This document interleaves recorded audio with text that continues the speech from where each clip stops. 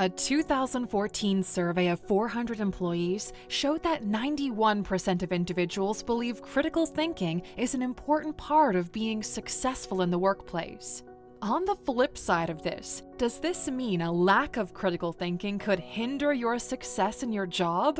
Well, we're afraid so, Aluxer, but don't worry. In today's video, we'll take a look at 15 ways to develop your critical thinking skills. So let's jump right in. Welcome to Alux.com, the place where future billionaires come to get inspired. Number 1. Question assumptions. There's no denying it. We assume quite a number of things as humans. We assume things about our workplace, about our relationships, and most importantly, about ourselves. A cheeky quote says, "When you assume, you make an ass out of you and me." While this might be quite a funny way to put it, it does ring true. Making assumptions reduces the chances of innovation, but when you question these assumptions, it spirals into an extensive critical thinking process, which more often than not tends to lead to innovative ideas. Questioning your assumptions helps you to critically assess everything you think you know, which in itself is a great tool for developing your critical thinking. Number 2. Become self-aware. When you become more self-aware, it simply means you've become more aware of your values, your thought processes, your personality, and your morals. But did you also know that in becoming self-aware, you're simultaneously developing your critical thinking skills? That's right. As you objectively think about what defines your personality, your likes and dislikes, strengths and weaknesses, goals and dreams, you're honing your critical thinking skills. Becoming self-aware will also help you to see the need to develop those critical thinking skills. Number 3. Adopt TED Ed's 5-step process. In a 2016 video, TED Ed outlined 5 steps that can help you develop critical thinking and solve different kinds of problems. The first step is to understand and formulate your question. Now, this simply means that you must understand the reason why you're making a certain decision, the why behind your critical thinking. At this point, it's equally as important to understand the biases and facts surrounding this decision. Next, you have to gather your information. This is basically an extension of the first process, but way more intensive. At this stage, based on your understanding of your question, you gather relevant information that could affect your decision. The next and most important step is application. Here you've got to take action and apply everything you've discovered. At this point, you have to start thinking critically by asking important questions. What values and concepts have you now adopted? Are you being logical here? Have you made assumptions at any point? Your answers to these questions will help you find the underlying meaning behind your decision, which can, in a way, affect or reinforce your conclusions. Moving forward, the 4th step involves understanding the implications of your decisions. So, take for instance, you've decided to pay $1,000 for a business class. What are the implications of this action if things don't go according to plan? Aside from losing $1,000, what are the chances that this class will help you land a well-paying job? In making a decision, always strive to consider the long-term and short-term implications, as it'll help you to see things more clearly. And finally, you must explore other point of views before taking action. Your POV is simply one of many, so widen that view up. Number 4. Evaluate your mental process. Fun fact, the human mind works just like a computer. It collects and processes information, and it can store this information for later use. Now that we've got a formula for how your mind works, doesn't this suggest that we can better understand the inner workings of our minds? Of course we can. You can study how your mind receives and processes information. That is how you react to certain situations. This understanding is a great way to become mentally efficient, and as you perhaps already guessed, mental efficiency is a necessary factor for critical thinking. Evaluating your mental processes also gives you the ability to properly analyze situations before making important decisions. Number 5. Ask questions. When you're not too sure about something, when you don't particularly understand something, ask questions, Aluxer. Asking questions is no doubt one of the best ways to get information. It could be from a person or a search engine, but what matters most is the fact you made an effort to learn, which in itself is necessary for critical thinking. However, it's not completely about asking questions, but what you do with the answer is equally as important. Do you take the answer at face value and question nothing, or do you accept the answer and investigate every bit of it? If you go with the second option, well, congratulations, you're on the path to developing strong critical thinking skills. Number 6. Learn to investigate. At number 5, we mentioned the need to investigate answers, but here we're showing you how to properly investigate every bit of information you find. The first step is to identify and evaluate every existing evidence you can find. Have you been in this type of situation or challenge in the past? How did you react? What did the experience teach you? Next, collect and analyze data, and this is where you outline the facts of the situation and what each fact means for you. And finally, take action based on the conclusions from your investigations. Investigating situations, rather than acting on impulse, reduces your chances of making a poor choice. Instead, it sharpens your critical thinking skills while also helping you to make better decisions. Number 7. Identify patterns. Patterns are everywhere, you just have to be willing to see them. You can get started by trying to notice patterns around you, around your home, around your workplace, even out with your friends. You can also identify patterns in your thought processes. Trying to identify these patterns is sort of a brain exercise, and since you have to look beyond the obvious to see these patterns, it naturally develops your critical thinking abilities. So next time you feel the need to exercise your mind, focus your attention on something specific and try to find interesting patterns.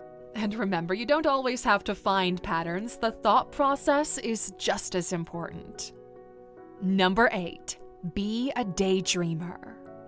According to a 2009 study at the University of British Columbia, the executive network, the region of the brain associated with focused problem solving, is also the area of the brain that lights up during daydreaming. When you daydream, you create new and complex worlds and interesting ideas. And usually when we daydream, it's to imaginatively solve a difficult problem that reality has put before us. You are stuck in traffic. Of course you daydream about having the ability to fly or being the fastest person alive.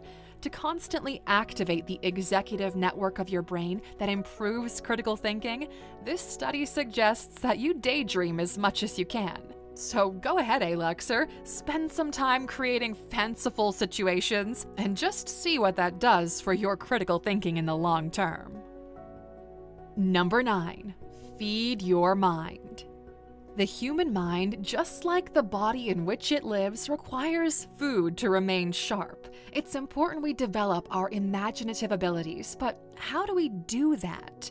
Well, for starters, reading stretches the boundaries of the mind. It kind of forces you to be imaginative. Have you ever read a fictional book without some sort of picture in your mind?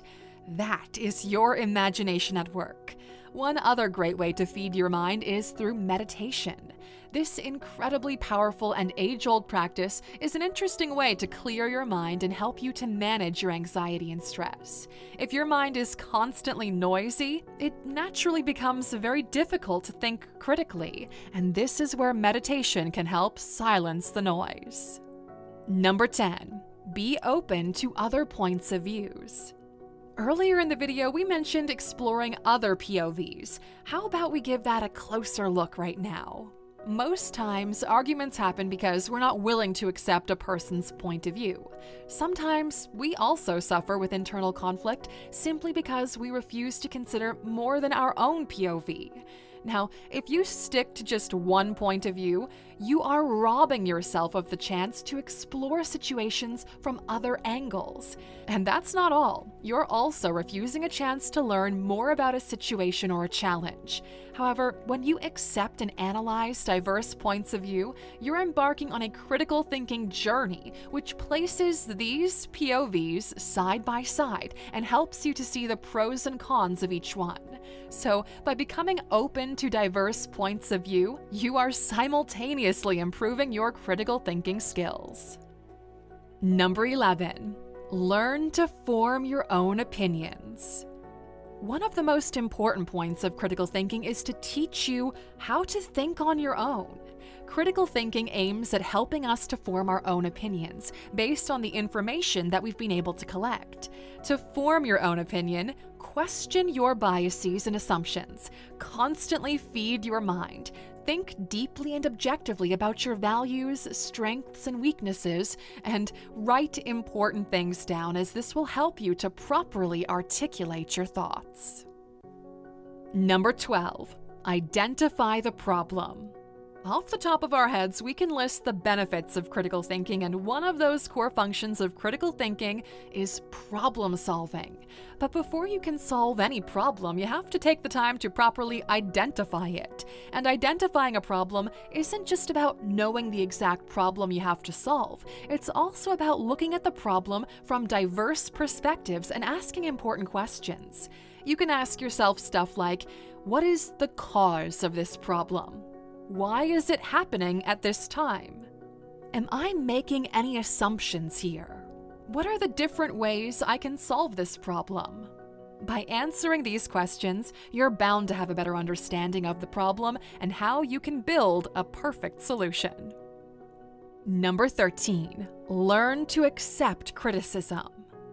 Some would argue that criticism sucks. And, they have a couple of points, right? They can argue that criticism is an attack on our creative effort and it tends to demotivate a person. But come on, we know that criticism isn't a bad thing. In fact, accepting criticism is a quick way to get better at what you do. Instead of seeing constructive criticism as an attack on your work or your personality, learn to see it as an opportunity to identify loopholes in your work. If a loophole or mistake is discovered by a critic, would this mistake happen again? Definitely not. But accepting criticism is not all there is to it. It's just as important to reflect and understand the facts of the criticism, and this can only be achieved through critical thinking. Now, it's definitely safe to say that constructive criticism is a learning opportunity, right? Number 14. Always self-evaluate. Self-evaluation is a tested and trusted way to find out if you've been biased in forming your opinions or making a decision. Self-evaluation is the process of holding yourself up for investigation. This helps you to identify your thought process, current values, and most importantly, it assesses your strengths and weaknesses and gives you insight into where you need to make improvements. This self-evaluation process requires a heavy dose of critical thinking and consistency, but at the end of it all, you'll be so glad you did it. Number 15. Creative writing. There is a thin line between creative writing and critical thinking. And if you're super pumped about developing your critical thinking, then creative writing is definitely one more thing you should try. We all know what you're thinking. I'm not so good with writing stories or poems. Well, that's kind of the point here. You don't have to be the most talented creative writer, you just have to write. This is because creative writing helps your creative thinking, and yes, it's a great exercise to sharpen your critical thinking. So next time you want to sharpen your mind, try your hand at writing a story. Who knows, you might just be the next Nobel Prize winner for literature one day. And with that, Aluxer, time for a curtain call. We hope you gained some insights here today on how to become a better critical thinker. The great news is that these tips will work for everyone. You just have to be resilient and dedicated toward becoming that critical thinker you want to be. And for sticking with us all the way to the end of the video, of course you're getting a bonus. Number 16. Remember that critical thinking takes practice. Becoming a critical thinker takes time, and it's important you always keep that in the back of your mind. Why? Well, sometimes your decisions might not eventually lead to success despite your critical thinking skills. We would love you to hold this quote to heart. Good things take time, but great things take a little longer. Hey, give yourself some time to get used to the process, and the results will be mind-blowing, Aluxer. And there you have it. Thank you for watching this video, Aluxer. If you found it valuable, consider subscribing to our channel and joining our awesome community. And if you're still hungry for more, we handpicked this video for you to watch next. Or head over to our website for more amazing content. See you tomorrow.